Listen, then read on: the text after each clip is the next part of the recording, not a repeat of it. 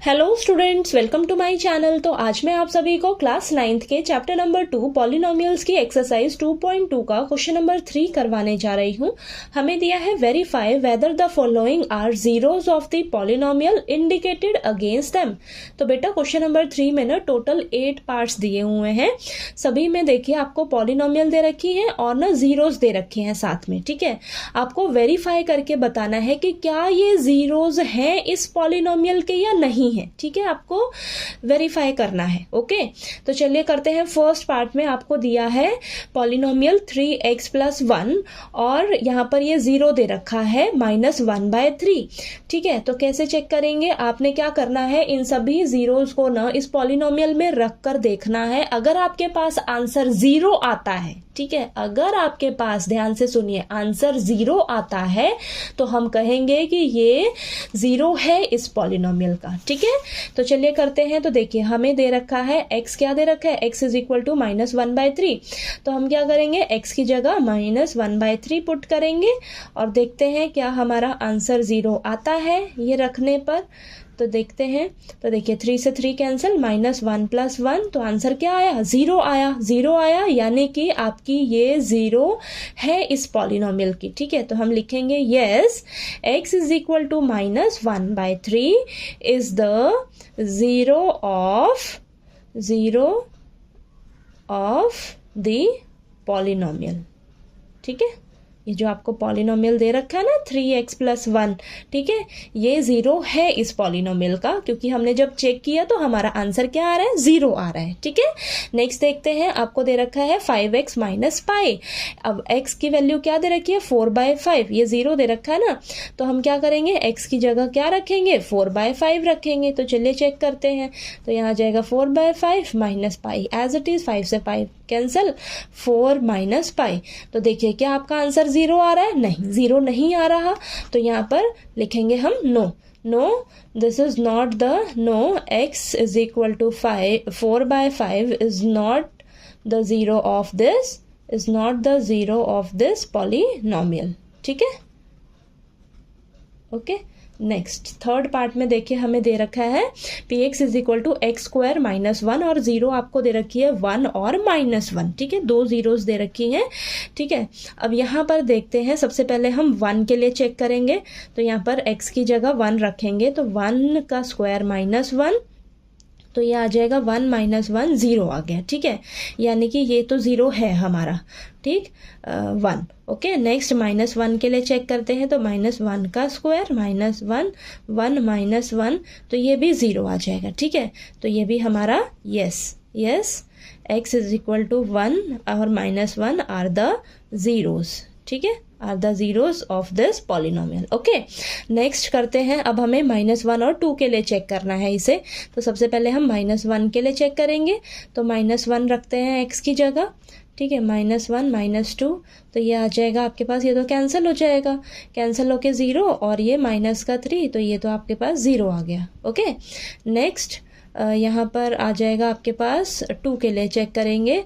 तो ये 2 + 1 और ये 2 - 2, तो ये 3 × 0, तो ये भी आपका क्या आ गया, 0 आ गया। ठीक है, तो यानी कि ये जो हमें x की वैल्यू दे रखी है -1 और 2, ये हमारी जीरोज हैं इस पॉलिनोमियल की। ठीक है, तो इसके लिए भी आंसर क्या हो जाएगा, यस x = -1 और 2 are the zeros of this polynomial. ठीक है, ठीक, समझ आया। चलिए आगे अगले पार्ट्स करते हैं। नेक्स्ट फिफ्थ पार्ट में हमें दिया px = x², x = 1, तो ये हमें 0 दे रखा है। तो चलिए इसके अंदर चेक करते हैं। तो ये तो आ जाएगा 0 का स्क्वायर, यानी कि 0 आ गया। 0 आ गया तो साफ साफ ही पता लग रहा है कि ये 0 आंसर आ गया।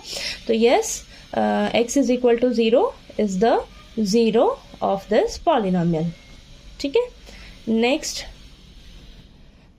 हमें दे रखा है सिक्स्थ पार्ट में px = lx + m x = -m/l, तो ये हमें 0 दे रखा है। तो चलिए इसको चेक करते हैं हम। तो x की जगह क्या रखेंगे, -m/l।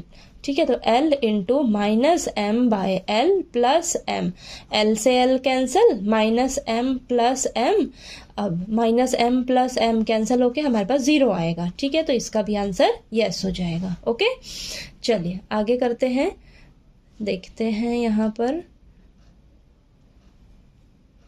नेक्स्ट 7th पार्ट में हमें दिया है p x is equal to 3x² minus 1 और आपको जीरोज, ये 2 जीरोज दे रखी हैं। तो चलिए चेक करते हैं एक एक करके। तो हमें पहला दे रखा है -1/√3।